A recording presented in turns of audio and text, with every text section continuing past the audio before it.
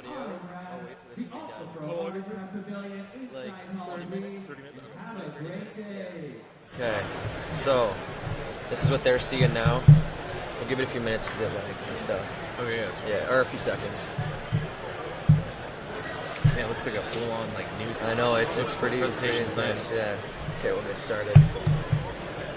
Okay, guys, we are here with the Mojo, all the way from California. You may have seen him and I at the Jays game last night on the field for BP. Absolutely crazy day. So the first question I got for you is: this is now your third Expo, correct? Yes, third one. So how have you enjoyed them so far? Obviously, being in Canada, being in a different country, getting to experience a different culture here. Yeah, man, I love the people here. I mean, hanging out with you yesterday was priceless. Went to the Jays game, first Jays game, but I think over here, the true collector lives in Canada. I mean, it's different than any of the shows besides the National. It's just one of the best shows we've been to. Everybody's super cool here. So what is something that you've noticed that's different between this show and American shows, excluding the hockey? I'm going to take hockey out of the question because that's obviously a given that hockey's big, but what is something different about these shows compared to the big American shows? Because obviously you attend all the shows and you film all the shows. So I guess that was something different. I think, like, there's set builders here, there's real collectors, there's people that are building rainbows. I just think it's like, I mean, I know it's cliche, but it's like the real collectors here versus we go to Dallas and Burbank, it's always flippers and investors. There's not a lot of people doing like the collecting. You see every once in a while people building sets, but I just think like here people are genuinely passionate. Like if you're a collector, you're willing to pay what you need to for a card, which I bought a DeMarcus Cousins 1/1 here. I saw that. And I paid what I thought was right, and I wasn't barking about it because when I'm buying a card like that, I'm not thinking, oh, what can I sell it for? I'm like, oh, this is going to be on my desk. So For and sure. I think a lot of people feel that way here. Yeah, and I like just knowing the hockey market. Hockey is very low priced compared to other sports. You can get the autos and the patches for a very affordable price compared to basketball and football. So I think that's too what drives a lot of the collectors here. And hockey cards are like just everything. Going up at hockey tournaments, there's always that one guy that would be there selling hockey cards, and that was like the best. Everybody loved that guy. So that's cool stuff. Yeah. So the hobby has changed so much over the past couple of years, obviously with the COVID boom and all that stuff. How do you compare your time in the hobby from when you were younger through the boom to now? And how can the hobby continue to increase and kind of 10x what the people in it and the enjoyment of it? That's kind of a loaded question, so we can break it down if you want. Yeah, I mean, I would start with like, do you want to know how the hobby's changed since I started in like 2009, or do you want to talk about COVID? Start with 2009, yeah. What was it like then? Yeah, 2009, I mean, I saw this quote from Derek Jeter. He had actually said this to us when we were doing something with Arena Club. He said, you know, a lot of people were hiding from collecting. It was like kind of like it was a weird thing to collect. Yeah. It was post-recession in the States. You know, there wasn't a lot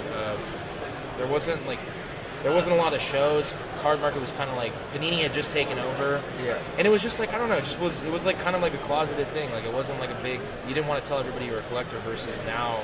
And then fast forward to COVID, this thing blew up. Oh yeah. And like it's cool to be a collector, and that's the big part of it for that question. Yeah, and like how do you think the hobby can continue to increase to welcome more people in and all that? I would say I think like hobby boxes need to be cheaper. I think we need to invite kids in the hobby. The true collector, we need to focus on that. People need to start forming like I mean, you know what, at the end of the day, each collector's on their own journey. Like if you want to flip, you want to invest, you want to collect, each person in this hobby or business is on their own journey. So I would say, to me, my advice to anybody out there would be to form a personal collection. Like find a team or a player that if that player or that team, if they retired or their cards went to zero, you'd be okay. I think that's how we get the hobby to really grow. Tell them about, because obviously I follow you on all your Instagram, YouTube. Tell them about your Boogie Cousins PC and how that started, you meeting him, you being pretty well friends with him as well, so outside of basketball and stuff. So I mean, shoot, when I was 14, I obviously started collecting, and my favorite player was DeMarcus. Watching him in college, he got drafted to Sacramento, that's where I'm from, and he was just, you know, being able to like basically like have your favorite player have access to him and him like sign anything and being able to collect his cards was priceless to me. And I, you know, whether it was 2009 or 2011 or 2024, I mean, I still feel the same way. And I know you and I talked on the Jays game yesterday about athletes being cool with their fans. How do you think as fanatics, or not so fanatics, but like how do you think as more and more athletes, because you've obviously, Josh Young is in, Ricky Tiedemann's brother, Ricky Tiedemann's the guy here, you and his brother talk and have done stuff together. So how do you think these athletes can become more involved in the hobby, and how have you seen that more and more as the hobby's grown. Yeah, I think with athletes, they need to be educated on what they're doing. I mean, typically an athlete would just sign their cards and it'd be done. I think Tops and Fanatics are really trying to give people experiences and bring the athletes into the shops and bring them to trade shows. Michael Harris went to the Culture Collision and, did the undercover thing. I think that's amazing. I think that's how you market the hobby, because I think, obviously when you pick up a card of a player, it makes you feel closer to him. But man, when you can hang out or meet a player that is actually interested in this, I PC guys that are interested in the hobby that are playing professional sports. Like that's a thing for me. I like that a lot. I think it's cool that they take an actual interest instead of just signing 10,000 stickers or cards. For sure. And another big thing too, I'll tell you this story. So I used to work at a card shop, and a guy came in, and he owns a really big Greek restaurant in Toronto where a lot of the hockey players come and shop. Okay, yeah. So one of the guys who he knows is Mason McTavish. Okay. He knows the Strome brothers who are in the NHL, and Mason McTavish is a young star for the Anaheim Ducks. So they opened up a box of SP Authentic, and Mason McTavish was the redemption for his auto.